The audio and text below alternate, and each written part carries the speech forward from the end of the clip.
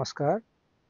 পোনপ্ৰথমে মই নৱবৰ্ষৰ শুভেচ্ছা সকলো ভাৰতবাসীলৈ আগবঢ়ালোঁ।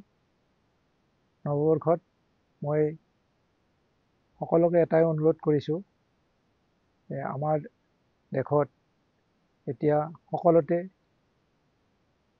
হলচল আৰম্ভ হৈছে। ল'ৰা ছোৱালীৰ ক্ষেত্ৰতে হওক, পৰিয়ালতে হওক, সমাজতে হওক, দুখ অশান্তি বাঢ়ি গৈছে। সেইকাৰণে মই সকলোকে অনুৰোধ কৰাইছোঁ যে প্ৰতিদিনে ৰাতিপুৱা এবাৰ, গধূলি এবাৰ মেডিটেশ্যন অৰ্থাৎ ধ্যান দুবাৰকৈ কৰাটো বহুত জৰুৰী হৈছে।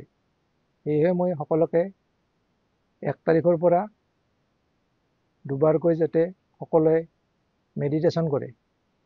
আৰু মেডিটেশ্যনৰ প্ৰভাৱটো আমাৰ শৰীৰৰ ওপৰত পৰে। আমি যেনেকৈ শৰীৰৰ যত্ন লওঁ তেনেকৈ মনটোৰো যত্ন ল'ব লাগে। মনটোৰ যত্ন কৰিবৰ কাৰণে আমি মেডিটেশ্যন বা ধ্যান কৰিব লাগে।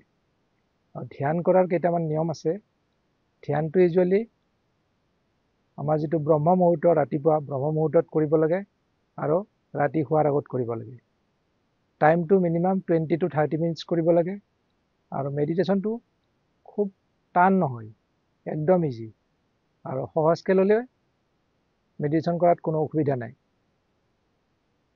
মেডিটেশ্যন কৰাৰ ফলত আমাৰ শৰীৰত বহুত প্ৰভাৱ পৰে। শৰীৰৰ আমাৰ বেমাৰৰ বেছিভাগেই মানসিক ৰোগৰ পৰা সৃষ্টি হয়। প্ৰথমে মানসিক ৰোগ আৰম্ভ হয় আৰু সেইটোৱে গৈ ফিজিকেল ৰূপত শাৰীৰিক বেমাৰ হৈ গ'ল। মানসিক ৰোগ ট্ৰিটমেণ্ট কৰাৰ কাৰণে একমাত্ৰ উপায় হৈছে মেডিটেশ্যন বা ধ্যান। গতিকে মেডিটেশ্যন কৰাৰ আগমুহূৰ্তত আমি প্ৰথমে আমাৰ ষ্টমাকটো কমপ্লিট ফুল কৰি ল'ব নালাগে। ডায়েটটো খুব কম পৰিমাণে খাব লাগে। Before 2 hours, at least 2 to 3 hours before minimum diet ল'ব লাগে, হেভি ল'ব নালাগে। আৰু যেতিয়া মেডিটেশ্যনত বহি আমাৰ পশ্চাৰটো ঠিক কৰিব লাগে। পশ্চাৰটো এনেকুৱা হ'ব লাগে যোনে যেনেকৈ পাৰে। এতিয়া কিছুমান বয়সীয়া মানুহ বা ফিজিকেল কণ্ডিশ্যনৰ কাৰণে তলত বহিব নোৱাৰে, চকীত বহিও কৰিব পাৰে। আৰু মোৰ যিটো পদ্ধতি, আৰু চবৰে বেলেগ বেলেগ নিয়ম, মেডিটেশ্যনৰ কোনো ফিক্স ৰুল নাই। প্ৰথমতে আমি যিটো আমাৰ ব্ৰিথিংটোৰ ওপৰত এটেনশ্যন দিব লাগে। আমি ৱাটচ কৰিব লাগে।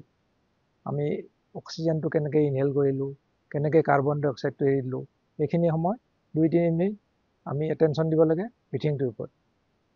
তাৰপিছত আমি গ্ৰেটিচিউডটো হ'ল, যেনেকৈ আমি যে এইটো আজি ইয়াত আছোঁ, আমি যে এইখিনি পাইছোঁ, কাৰ কাৰণে পাইছোঁ?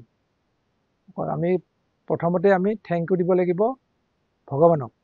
ভগৱানৰ পিছত প্ৰকৃতিৰ পিছত ফাদাৰ, মাদাৰ, টিচাৰ, সকলো আমি থেংক ইউ দিব লাগিব। তেওঁলোকৰ কাৰণে আজি আমি এইটো অৱস্থাত আছোঁ। তাৰপিছত আমাৰ যিটো এনেকুৱা কিছুমান আছে, শত্ৰু আছে, চবৰে কিছুমান থাকে, কিন্তু আমি তেওঁলোকৰ পৰা আমি কিছুমান বস্তু শিকোঁ। গতিকে আমি আমাৰ শত্ৰুকো গ্ৰেটিচিউড দিব লাগে, থেংক ইউ দিব লাগে। তেওঁলোকৰ পৰা বেয়া ভাৱ ৰাখিব নালাগে। আৰু এইবিলাক কৰাৰ পিছত তাৰপিছত আমাৰ বডিটো ৰিলেক্স কৰিব লাগে। ফিল কৰিব লাগে আমি প্ৰথমতে টোজ টু হেড। যেতিয়া আমি ৰিয়েলাইজ কৰিম যে ফুটটো আমি ৰিলেক্স ফিল কৰিম, তাৰপিছত লেগটো ফিল কৰিম, তাৰপিছত নিটো, থাই, এনেকৈ গোটেই বডিটো ৰিলেক্স কৰি তাৰপিছত আমি গডৰ লগত কথা পাতিব লাগে যে আমি ভগৱানৰ পৰা কি পাইছোঁ, আমি কি শিকিছোঁ। এইখিনি কথা তেওঁৰ যিটো শ্ৰীমতে পোৱা কথাখিনি আমি নিজে নিজে মন্থন কৰিব লাগে। তাৰপিছত আমি একান্ত মনে এটা বিন্দুত আমি কনচেনট্ৰেট কৰিব লাগে 15 to 20 মিনিটছ। তাৰপিছত মেডিটেশ্যনটো আমি চকু মেলিও কৰিব পাৰোঁ, চকু বন্ধ কৰিও কৰিব পাৰোঁ। যোনে যেনেকৈ কমফৰ্টেবল হয় তেনেকৈ কৰিলে হ'ল।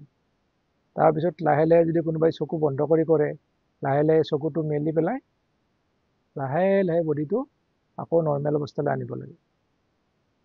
তাৰপিছত আমাৰ যিবিলাক বেমাৰ আছে, ডায়েবেটিছ, হাইপাৰটেনশ্যন, হাই কলেষ্টৰল, থাইৰইড, এইবিলাক basically stress related disease, lifestyle related disease.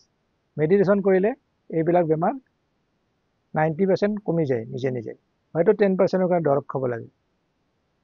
গতিকে মই নতুন বছৰত সকলোকে এইখিনিয়ে কওঁ যে মেডিটেশ্যন চবে কৰক, ইভেন ল'ৰা ছোৱালীও কৰক, মাক দেউতাকেও কৰক, টিচাৰ্ছেও কৰক, তেতিয়া দেশত শান্তি হ'ব আৰু সকলোৱে সুস্বাস্থ্যৰে থাকিব পাৰিব।